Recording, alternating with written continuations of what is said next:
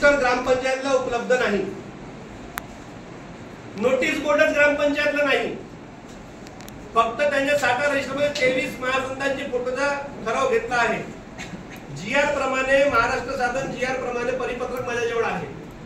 कोणत्या शासकीय कार्यालयात ग्रामपंचायतीमध्ये किती जयंती साजरी करणे बंधनकारक आहे याचा जीआर आहे, ते संपूर्ण दस्तावेज आहे. त्याप्रमाणे आम्ही फोटो फ्रेम खरेदी केली, त्याचा रजिस्टर आम्ही मेंटेन करतो आणि त्याप्रमाणे आम्ही त्या ठिकाणी पूजा अर्चना करून त्याच्या स्वाक्षरी घेऊन रजिस्टरवर नोंद असते. या लोकांनी कुठल्याही प्रकारची मोजकी जयंती करायची 5-6 संतांची महात्म्याची, बाकीची जयंतीला यायला यांना काही लेनदेन नाही आणि दुसऱ्यावर ते आरोप लावतात. त्यानंतर टेंडर विषयी मी म्हटलं, यांनी सांगितलं 60,000 रुपयाचा डिझेल आपल्या स्वतःच्या पेट्रोल पंपवरून आम्ही बिल काढले आहे, त्याचे सर्व पुरावे. या लोकांनी मागील 10 वर्षामध्ये सोंदड गावाला डासमुक्तीची कधीच फवारणी झालेली नाहीये. या ठिकाणी सोंदड गावचे नागरिक आहेत, तुम्ही त्यांना विचारू शकता. ठराव घेऊन पहिले मासिक सभेमध्ये त्याची विचारणा केली, विचारणा केल्यानंतर त्याच्यावर चर्चा झाली, ठराव लिहिण्यात आलं आणि त्याच्यानंतर त्याची देयक अदा करण्यात आला. त्याच्या जमा खर्चाची मंजुरी सर्व ठरावामध्ये माझ्याजवळ एवढे फाईल आहेत, तुम्ही सर्व प्रेस कॉन्फरन्स नंतर बघू शकता. त्यानंतर नाली सफाई बद्दल बोलू. 3 लाख मध्ये 22-23 नाली सफाई झाली, 23-24 मध्ये 12 लाखाची नाली सफाई झाली. नाली सफाईचा टेंडर झाला, टेंडर काढताना त्यांच्या जीपीएस टॅगिंगची माझ्याजवळ जीपीएसची फोटो आहे, जीपीएसची फोटो आहे, तो स्वतः बसला आहे टेंडर ओपन करताना. नाली सुटसुटीत व्यवस्था झाली, याच्यामध्ये त्याचे स्वाक्षरी आहे, तो स्वतः स्वाक्षरी करतो का बाबा नाली व्यवस्था पटेलवाडमध्ये बरोबर सुरू आहे, त्याचे दस्तावेज आमच्या रेकॉर्डला आहेत आणि टेंडर ओपन करताना एक फोटो आहे जीपीएसची त्यावेळेस, हे तर मी आता बनवलेली नाही, जीपीएसची फोटोज आहे. आणि नाली सफाई करता वेळेस त्याचे सर्व रिमार्क्स आहेत. आणि नाली सफाई करताना 7 लाखाचा टेंडर झाला, कृपाप्रमाणे झाला, मागचे काही पैसे होते असा नाली सफाई नंतर त्यांनी सांगितलं राष्ट्रीय आंतरराष्ट्रीय पुरस्कार घोषित करण्यात यावा आणि तो स्वतःला तलवारबाजी आंतरराष्ट्रीय समजतो. मी त्या काळात भारतीचं प्रतिनिधित्व केलो. 2008ला थायलंड येथे मी ओपन एशियन चॅम्पियनशिप मध्ये भारताचा प्रतिनिधित्व केला आणि त्याकरिता जिल्हा क्रीडा गुणवंत पुरस्कार मला मिळालेला आहे. मी इव्हन छत्रपतीसाठी क्वालिफाय होण्यासाठी मला 3-4 मेडल्सची गरज होती. मी जीवनात बऱ्याचशा स्टेट आणि नॅशनल खेळलेले आहेत आणि 3-4 मी इंटरनॅशनल खेळलेले आहेत. माझी आई वारल्यामुळे मला गावाकडे येवा लागला, त्यामुळे मी तो फील्ड सोडला आणि तो टीका-टिप्पणी करतो का स्वतःला तलवारबाजी समजतो. जेव्हा छत्रपती शिवाजीची तलवारची धार त्याला कळेल तर बोलणं साहेब लायक तो राहणार नाही. तर तो आम्हाला सगळ्या लोकांना चॅलेंज करतो, जो एक भारतीय प्रतिनिधी करतो. आणि महाराष्ट्राचा गौरव म्हणून श्रमिक पत्रकारांनी मला त्या ठिकाणी गोपाल बिया त्यांनी त्या ठिकाणी कलेक्टर साहेबांच्या हस्ते मला त्यासाठी प्रमाणित हे केलं होतं, सत्कार केला होता. 9 जानेवारी पासून बजार वसुली बाबत ते बोलले. पहिली गोष्ट 9 जानेवारी पासून त्यांच्या संबंधात काय एकही पैसे जमा झालेले नाही. मी त्यांना सांगतो बजार वसुलीमध्ये आमच्याजवळ रेकॉर्ड आहे, ठराव आहे. हा ठराव 10 फरवरी 2023च्या सोंदड येथील बाजार निलावाची वसुली श्री याकूब पठाण आणि प्रदीप जांभूळकर कर्मचाऱ्यांना नेमणूक करण्यात यावा याचे त्यांनी पैसे भरलेले आहेत. त्याचा संपूर्ण हिसाब माझ्याकडे आहे, ग्रामसभेमध्ये दाखवण्यात आलेला आहे. आणि पैसे ज्या खात्यात अकाउंट मध्ये तो म्हणतो का पैसेच भरले नाही, तर हे नमुना सामान्य फंडाची त्यावेळेची पावती आहे. एक वेळी 10,000 भरण्यात आलेले आहेत, 8,600 भरण्यात आलेले आहेत, 30,000 रुपये एक वेळेस भरणार नाही. 19/1/2024 याकडून सामान्य फंडाची बाजार वसुलीची पावती फाडलेली आहे. त्याच्यानंतर यामध्ये 39,340 49,340 रुपयाची पावती फाडलेली आहे. याची एंट्री कॅशबुक मध्ये आहे आणि अकाउंट तुम्ही तपशील करू शकता त्याच्यामध्ये आहे. आणि तो आरोप लावतो उलटा. म्हणजे मी जेव्हा प्रश्न विचारलो, बाजारपेठेचा भ्रष्टाचार झाला सोंदडमध्ये, जिल्हा परिषदेची जागा होती ज्या ठिकाणी ग्रामीण रुग्णालय तयार करण्यात आला, ठिकाणी हेतू परस्पर बाजारपेठ तयार करण्यात आले. सदस्य असताना मी विरोध केला. आमच्यासोबत त्यावेळी ताई माझ्यासोबत सदस्य होत्या, आम्ही दोघं सदस्य होतो त्यावेळेस. ताई विरोध केला होता, पण तरी पण त्यांनी बहुमताने आपला ठराव घेऊन मंजूर केला आणि जिल्हा परिषदेच्या जागेवर 15 वित्त आयोगाच्या माध्यमातून बाजारपेठ तयार केला. बाजारपेठ काहीच महिन्यात ते तोडण्यात आले आणि त्या ठिकाणी ग्रामीण रुग्णालयाची जागा राखीव करण्यात म्हणजे बांधकाम सुरू झाले आणि तो बाजार हलवण्यात आला ग्रामपंचायतच्या जागेवर. तेव्हापासून हे सक्षम नव्हते तर आपल्याला बाजार वसुली कशी करायची, म्हणून यांनी एका व्यक्तीला, मी त्याचं नाव घेणार नाही, माझ्यावर टीका करण्याची सवय नाही, गावातल्या लोकांना माहित आहे कारण की सोशल मीडिया पूर्ण जग बघत आहे. एका व्यक्तीला खाजगी कामासाठी बाजार वसुली दिली. बाजाराचा कुठलाही प्रकारचा व्यवहार जमा खर्च ग्रामपंचायत मध्ये नाही. मी पंकज बिहार अण्णांना अध्यक्ष असताना ग्रामपंचायतद्वारे पत्र व्यवहार केला, कारण की ग्रामपंचायतला बाजार वसुली करण्याचा अधिकारच नाहीये, गुजरी वसुलीचा अधिकार आहे.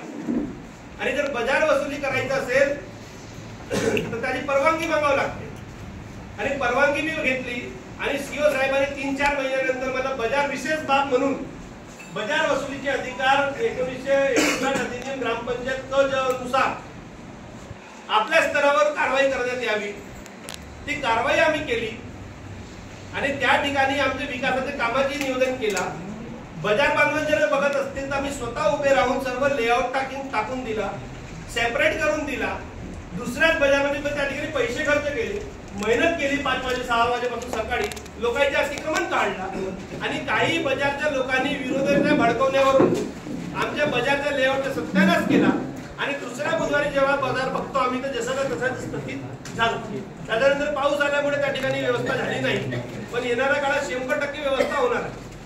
आणि बाजार वसुलीमध्ये कुठल्याही प्रकारचा घोळ नाही. संपूर्ण अधिकार आम्ही याकूब भैया पठाण आणि प्रदीप भाऊ जांभूळकरला दिलं. त्यांची पूर्ण प्रोसिडिंग मध्ये आहेत, त्यांचे रेकॉर्ड आहेत, सर्व डॉक्युमेंट माझ्याकडे आहेत. अशा प्रकारचे त्यांचे लावलेले सर्व आरोप हे खंडन मी करतो. आणि त्यांनी एक बोलता सांगितलं की चौकशी दरम्यान अनुपस्थित होते. 17 जुलैला ग्रामपंचायती चौकशीच्या पत्र 5:14 म्हणजे प्रभारी ग्रामपंचायतचे अधिकारी विद्याताई कांबळे मॅडम मला व्हॉट्सअपवर पाठवतात. 5:14 व्हॉट्सअपवर पाठवतात. त्या दिवशी माझी 2 महिन्यापासून माझ्या सहपरिवारासोबत माझ्या पुण्याची सहल होती. 17 तारीखला सकाळी मी कारद्वारे दिलं, त्याची फास्टॅगची म्हणजे माझ्याजवळ पूर्ण डाटा एंट्री आहे, माझी फोटोज आहेत जीपीएसची, मी कुठं होतो म्हणून. माझा ड्रायव्हर माझ्यासोबत होता लोकेश भाऊ, त्यांचे माझ्यासोबत फोटोज आहेत. आणि 5 वाजून सायंकाळी 14 पत्र प्राप्त होतं. 18 तारीखला ग्रामपंचायतीला तुम्ही येणार आहात चौकशीला. मी पत्र लिहिलं व्हॉट्सअपद्वारे, ऑनलाईन मध्ये पत्र तयार करायला सांगितलं का सध्या मी उपस्थित नाहीये. माझ्या अनुपस्थित मध्ये तुमचे सरकारी कर्मचारी ते उपस्थित आहेत. तपास करणारे सर्व डॉक्युमेंट्स ग्रामपंचायतच्या दप्तरीत उपलब्ध आहेत. तुम्ही येऊन तपासणी करू शकता. मी काही घरी घेऊन गेलेले नाहीये. तुमच्या ग्रामपंचायतचे अधिकारी त्या ठिकाणी बसलेले आहेत. तुम्हाला रिकॉर्ड टाकायचे. तपासणी कोणाची करणार आहेत? रिकॉर्डची तपासणी करणार. आणि मी आल्यानंतर सविस्तर भेटून तुम्हाला माझ्या म्हणणं मी सांगून देईन अशा प्रकारचा मी पत्र गट विकास अधिकारी साहेबाला दिलो आणि संबंधित चौकशी अधिकाऱ्याला दिलो. त्याच्यावर आरोप आहे का अनुपस्थित होते? अरे अनुपस्थित होते म्हणजे तुमच्या हिशोबाने थोडी नव्हणार आहे. सर्व नियम कायदा कानून सुव्यवस्था आहे. त्यानंतर तो सांगतो सभेचे लाईव्ह करण्याचे प्रस्ताव आम्ही परवानगी मागली होती. त्यांनी बोलता सांगितलं की ग्रामपंचायतची आम्ही लाईव्ह करण्याची परवानगी मागितली. ग्रामपंचायत मध्ये सदस्य म्हणून जनताने आम्हाला निवडून दिलेलं आहे का बाबा तुम्ही आमचे जे निकाली आहेत ते काढा. त्याच्यासाठी लाईव्ह प्रसारणाची गरज नाही, कारण की 1959 अधिनियम सरपंच अध्यक्ष पदावर विराजमान झाल्यानंतर अध्यक्षाकडे विशेष पावर असतात. कोणतं पत्र खोडून काढायचं आहे, कोणता मिटवायचा आहे, कोणाला नामंजूर करायचं आहे. म्हणून त्या ठिकाणी आम्ही नामंजूर दिली. आणि जर ग्रामसभा आम्ही जर लाईन दाखवायला सुरू केलं तर मग जनता ग्रामसभेला येणार कशी? ते घरून बसून पाहिजे. म्हणून आम्ही त्यांचे पत्र रद्द केलं. त्यांनी बोलता सन्मान्य सांगितलं राजकुमार पटले यांची एक राज्य पुरस्कार यांना जाहीर झाला होता, त्यांनी पुरस्कार मिळाला. त्यांची स्टँडिंग कमिटीमध्ये आता ठराव घेऊन त्यांना पुरस्कार वापस मागण्यात यावा असा प्रेस कॉन्फरन्स मध्ये त्यांनी वक्तव्य केलं. त्या मूर्खाला मला हे विचारायचे आहे का एखाद्या प्रशासकीय अधिकारीला खालतीपासून वरपर्यंत त्याचे रेकॉर्ड, त्याचे गुण, त्याचे प्रमाणपत्र, त्याची कार्य करण्याची पद्धत हे चौकशी समिती येऊन तपासणी करते, एक इन्स्पेक्शन टीम येते. एवढ्या मोठ्या जिल्ह्याच्या पुरस्कार आपण गौरवान्वित महसूस केला पाहिजे की एका आपल्या सडकर्जुनी तालुक्यात एक पटले ग्रामसेवक म्हणून एवढा मोठा पुरस्कार प्राप्त करतो. त्याचा सत्कार तर दूरच, त्याला शुभेच्छा तर दूरच, त्याला पुरस्कार वापस मागणे हे कोणती पद्धत आहे? लोकशाही काही आहे का? संपलेली आहे लोकशाही. आणि कोणत्या आधारावर? भ्रष्टाचार सिद्ध झाला नाही त्याच्या पहिले भ्रष्टाचाराचा टॅग लागून दिला. आणि तुमच्या माहितीप्रमाणे सांगतो, माझ्याकडे पूर्ण फोटोज आहेत, माझ्याकडे फोटोज आहेत. स्वतः त्यांनी ग्रामपंचायतची ठेकेदारी केली, आमचे सर्व सांगतील. हा पण माझ्यावर प्रश्न आहे का हर्षमध्ये त्याच्यासोबत भेटला कशासाठी? आमचा मोटिव्ह तो होता ठेकेदार मुक्त ग्रामपंचायत. ज्या ग्रामपंचायत मध्ये विरोधी पक्षाचे सदस्य जर काम करत असतील तर याचा अर्थ तो ग्रामपंचायत ठेकेदार मुक्त झालेली आहे, पारदर्शकता ग्रामपंचायत झालेली आहे. जो आपल्या खात्यातले सर्व किती पैसे आहे त्याला जाहीर नोटीसवर टाकतो, प्रत्येक ग्रुपवर टाकतो, तर त्याला पारदर्शकता अजून काय मी प्रमा सांगू? नोटीस बोर्डवर आम्ही लावतो. त्यांचे जेवढे पत्र आजपर्यंत ग्रामपंचायतला मागितले दिलेले आहेत सर्वांचे उत्तर त्यांनी मिळालेले आहेत, ठराव घेतलेले आहेत. सिलाई मशीन बद्दल त्यांनी बोलला, आजपर्यंत महिलांसाठी त्यांनी 10% निधीचा वापरच नाही केला. मी वाटले ते सिलाई मशीन प्रोसेस केली, छाननीचा अर्ज लावला, नोटीस बोर्ड लावला, अर्ज प्राप्त झाले. त्यामध्ये सर्व सदस्यांना तुम्ही विचारत होते, यांना सर्वांना आमंत्रित केले होते, तो का बरं नाही आला? लोकांना, महिलांना सोलरचा भडकवण्याचा तो प्रयत्न करत आहे. येणारा काही दिवसात रक्षाबंधन येणार आहे. तुमच्या माध्यमातून माझ्या बहिणीला माझे आव्हान आहे, माझ्या भाऊ सरपंच हा 3रा वर्ष आपण कार्यक्रम घेणार आहोत. तुम्ही जास्तीत जास्त संख्येने त्या ठिकाणी उपस्थित राहायचे आणि असे घोटाळाला व्यक्तीला दुजारा देवाची गरज नाही. ग्रुपवर माझ्या कार्यकर्त्याला आव्हान आहे, आजपासून जर तुम्हाला कुठल्याही प्रकारची त्रास देत असेल, मी सरपंच या नात्याने आणि तुमच्या भाऊ म्हणून मग कुठल्याही जातीचे जर व्यक्ती राहतील तुमच्या सोबत त्याच्या विरोधात पोलीस स्टेशन असो, कोर्ट असो, त्या ठिकाणी मी तुम्हाला यायला तयार आहे. कारण की ओबीसी म्हणतात आणि चुनावच्या दरम्यान देवीदास निंबेकरला ढकलमुक्ती करतात. आमचे एससी समाजाचे विवेकानंद राऊत त्यावेळेसचे ग्रामपंचायत सदस्य होते, त्यांना काही अशब्द या लोकांनी वापर केला. हे गोष्ट मला काढायची गरज नाही, पण या लोकांनी मजबूर केला. म्हणून हे सर्व काळ विसरायला नको. काल एक टाकतो मेसेज, त्या राफेल घोटाळा विसरला नाही. अरे बाबा, मी तर सोसायटी तुझ्या काढलं नाही, मी तर तुझ्या वडिलांना काय केलं याबद्दल गेलो नाही. मग हे व्यक्तिगत धंदेशी आहेत ना. म्हणून माझी विनंती आहे गावकऱ्यांच्या माध्यमातून, मी जर चुका केली असेल तर गावाच्या जनतेला माफी मागतो, तुला माफी मागणार नाही. वारंवार आव्हान स्वीकारा. भ्रष्टाचार नाही केला असेल तर आव्हान स्वीकारा. त्याला एक गोष्ट मी नियमाने सांगतो, तू तुझा राजीनामा तयार ठेव, तुझ्या कार्यक्रम मला करायला वेळ लागणार नाही. आणि त्याच्या राजीनामा फक्त सरपंच स्वीकारतो, कारण मला अधिकार आहे. आणि ज्या पदावर तू न्याय देऊ शकत नसेल, माझी हात जोडून विनंती आहे का अशा पदावर तू आपला राजीनामा दिला पाहिजे. आणि गावाच्या विकासासाठी आपण जर एक झालो तर 100% गावाचा कॉर्पोरेट होणार आहे. पण राजकीय देशभावना व्यक्तिगत आहे म्हणून या गोष्टीसाठी ते तयार नाही आहेत. नाहीतर आज सर्व समाजाच्या अध्यक्षांनी जर सोदरमध्ये घेऊन बसला आणि सर्व विरोधी लोकांच्या सोबत घेऊन बसला तर 100% पंचायत समिती आमची आहे, जिल्हा परिषद आमची आहे, आमदार आमचे आहेत, दिल्लीपासून गल्लीपर्यंत आपली सरकार आहे. विकासाचे काम थांबणार नाही. पण येथे काय सुरू आहे, एखाद्याने काम केल्यानंतर माहितीचा अधिकार लावायचा, जेईला कंप्लेंट करायचा, मुरुम टाकली जर तर मुरुमची कंप्लेंट करायची, पाणी नाही देऊ शकले तर ते खाजगी व्यक्ती पाणी देतात त्याच्या घरी जाऊन कंप्लेंट करतात, गढूळ पाणी विषय मेसेज टाकतात. अरे ज्या नदीमध्ये पूर आलेला आहे, नदीमध्येच गढूळ येत आहे, तर नळामध्ये तर गढूळ 100% येणार नाही. हे काही अडचणी आजची नाही आहेत. आणि दुसरी गोष्ट, आम्ही भड्या उन्हाळ्यामध्ये आम्ही त्या ठिकाणी लोकांना पाणी देण्याचा प्रयत्न केलेला दिलेला आहे. लाईट 3.5 वर्ष नव्हती, 8 दिवस का 2 दिवस बंद, लोक आम्हाला फोन करून शिवागाडी करतात.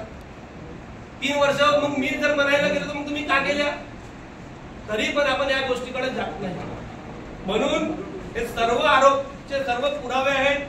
सोनगडची जनतेला माझे मायबाप आहेत, मी त्यांना हात जोडून सांगतो, अशा खाली फुकट जे लोक आहेत ज्यांना काही कामधंदे नाही आहेत त्यांच्या बाजूला बोलू नका, सत्याच्या बाजूला राहा.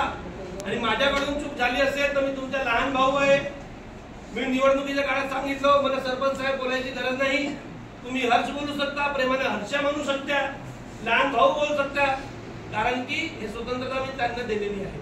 पण एखाद्या सोशल मीडियामध्ये एखाद्या पदाचा मान न ठेवता त्याला जर हे केला तर अशा बराचसे मानहानीचे केस टाकलेले आहेत. म्हणून मला त्या गोष्टी द्यायची नाहीये. पुन्हा 4 तारखेला तुम्हाला सांगतो, 4 तारखेला अप्पर आयुक्तला मी अतिक्रमण केल्याची माझी 11 वाजेत पेशी आहे. हे सोमवारी पुन्हा त्यांनी अपील केली. त्यात 100% सांगतो, मेरिट बेसवर कागदच्या आधारावर तो 100% केस हारणार आहे, मी त्याला सांगतो. आणि चंदा शामराव शिवंकर यांच्या अतिक्रमणचे दस्तावेज माझ्याकडे पहिल्यापासून आहे. वनची जमीन आहे, नोंदणी आहे, शुभम जन्मनोंदणीचे अतिक्रमण आहे, त्याची नोंदणी आहे. बोगस संस्था मजूर संस्था शुभम जन्मनोंदणी बनवली, त्याचे माहितीचे अधिकार नेऊन पुरावे आहेत. कारण की मजूर संस्था म्हणजे मजूर हा असला पाहिजे. जो स्वतः व्यक्ती इन्कम टॅक्स भरतो, ITR भरतो, तो सध्याच्या त्याच्या बरोबर संस्था रजिस्टर झालेली आहे. भरपूर विषय आहेत, पण मला त्या व्यक्तिगत विषयावर जायची गरज नाही आहे. पण हे लोक जर मजबूर करतील तर येणाऱ्या काही महिन्यात 100% दाखवून देईन मी त्यांना. आणि जनतेने निवडून दिलेला आहे म्हणून त्या जनतेचा मी मान सन्मान करतो. म्हणून मला कोणाला अपात्र करायची गरज नाही आहे. आपले कार्यकाळ पूर्ण करा, मी आपल्या कार्यकाळ 100% पूर्ण करणार आहे. त्यांना मी सांगतो तुमच्या माध्यमातून, कुठल्याही प्रकारचं मी अतिक्रमण केलेलं नाहीये, कुठल्याही प्रकारचा भ्रष्टाचार केलेला नाहीये. चौकशी समितीला मी जिल्हा स्तरावरून समितीची मागणी केली. यासाठी काहीतरी कारण आहे, त्याच्यामध्ये प्रेस कॉन्फरन्स बोललेला मुद्दा नाही आहे.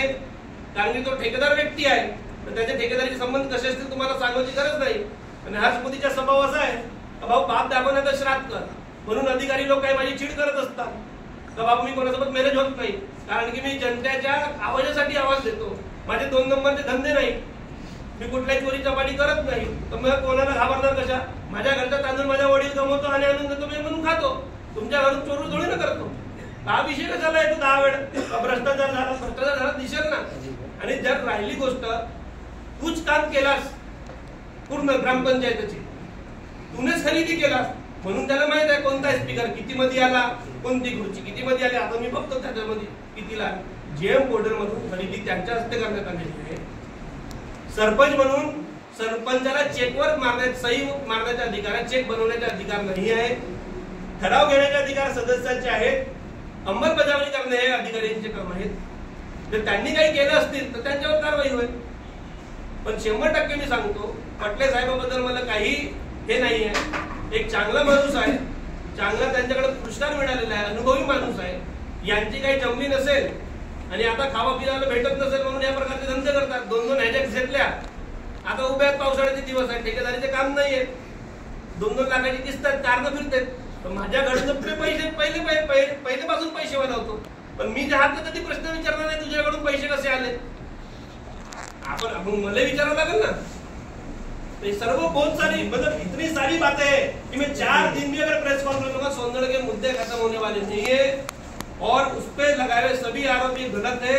आपको हाथ जोड़ के विनती करता हूँ कि ऐसे प्रेस कॉन्फ्रेंस में अपन लोकशाही के आधार स्तंभ है, ऐसी खोटे नैरेटिव जो प्रेस कॉन्फ्रेंस लेता है पत्रकारों को बोलता है मैं पुरावे नहीं दे सकता, पुरावे दूंगा तो अगला व्यक्ति बच जाएगा. तो आज प्रेस कॉन्फ्रेंस ले रहा क्यों, पहले साबित कर दे, फिर प्रेस कॉन्फ्रेंस ले. मी आमरण उपोषण करेन. आजपर्यंत कोणत्या समाजासाठी, कोणत्या जातीसाठी, कोणत्या लोकांसाठी आमरण उपोषण केलंस. आम्ही रस्ता रोको आंदोलन केलं, आम्ही शेतकऱ्याच्या वीज माफीसाठी ताला लावला, आमच्यावर गुन्हे दाखल आहे. आम्ही ओबीसीचे विचारधाराचे लोक आहोत.